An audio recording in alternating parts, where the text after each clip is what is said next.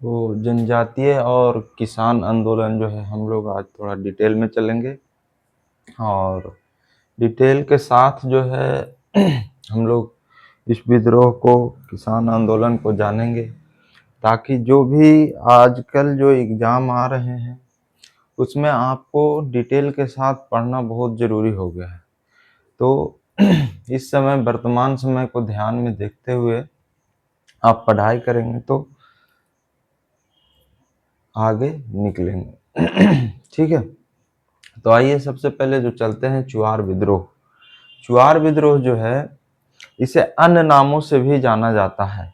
चुआर विद्रोह को चुरु विद्रोह, भूमि विद्रोह, जंगल महल विद्रोह, इस तरह से जो है चुआर विद्रोह को अन्य नाम से भी जाना जाता है। आपको एग्जाम में ऐसा नहीं कि हम पढ़ के गए चुआर विद्रोह और चुआर विद्रोह ही दे दे, आपको इन अन्य नाम भी आपको एग्जाम में दे सकता है। ठीक है, तो इसका जो चुआर विद्रोह है इसका टाइम है जो 1769 से 1805 ईस्वी तक ये लगभग चला।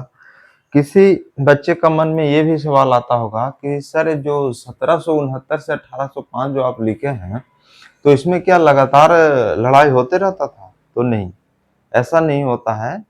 जैसे आप लोग घर में भी देखते होंगे, गांव में भी देखते होंगे कि जो आस पड़ोस में लड़ाइयाँ चलती है, जैसे बोल कोई पूछता है तो बोला जाता है कि मेरे इस पड़ोस से जमीन की 10 साल की लड़ाई चल रही है।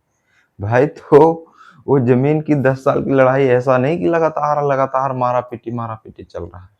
उसमें क्या है, कभी रुक जाते हैं, कभी साल भर बाद, कभी 2 साल बाद ऐसे झड़प होते रहते हैं। उसी तरह से जो है इस टाइम में जो 1769 से 1805 तक जो टाइम दिया गया है, ये जो है आपको हम समझाने के लिए बताएं, ये चला।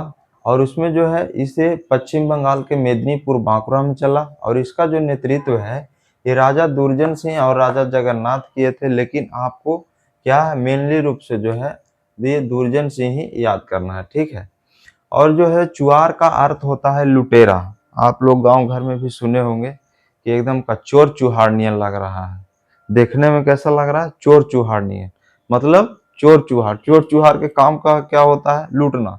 तो चुआर का अर्थ होता है लुटेरा। ठीक है, चुआर का अर्थ होता है लुटेरा।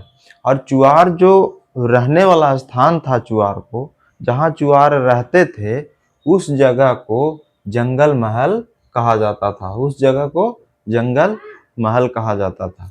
तो चुआर विद्रोह के बारे में जो भी आप जानकारी लिए ये सभी एग्जाम के लिए महत्वपूर्ण है, तो इसको इसको जो है बढ़िया से ध्यान में रखिएगा।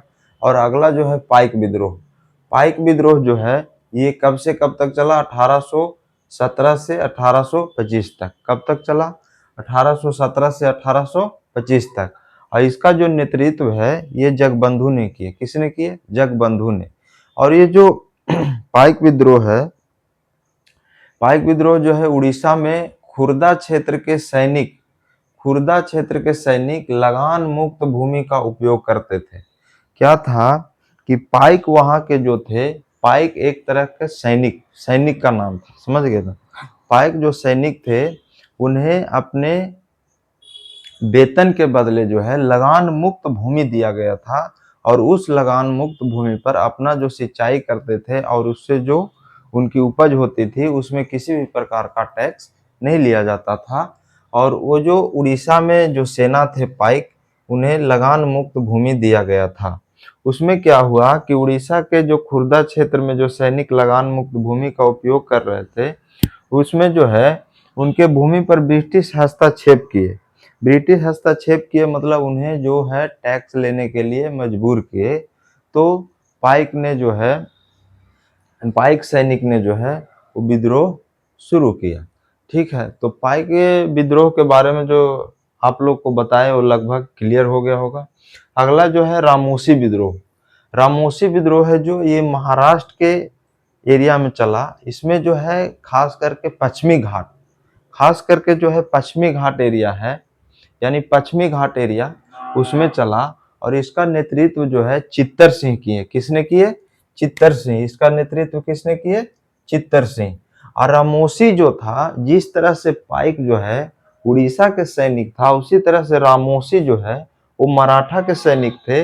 और जिन्हें सैन्य कार्य के लिए निःशुल्क भूमि, मतलब उसमें लगान नहीं लिया जाता था, वेतन के बदले जो है उस समय भूमि दे दिया जाता था, उस पर वो खेती करते थे और अपने परिवार चलाते थे, गुजर बसर करते थे।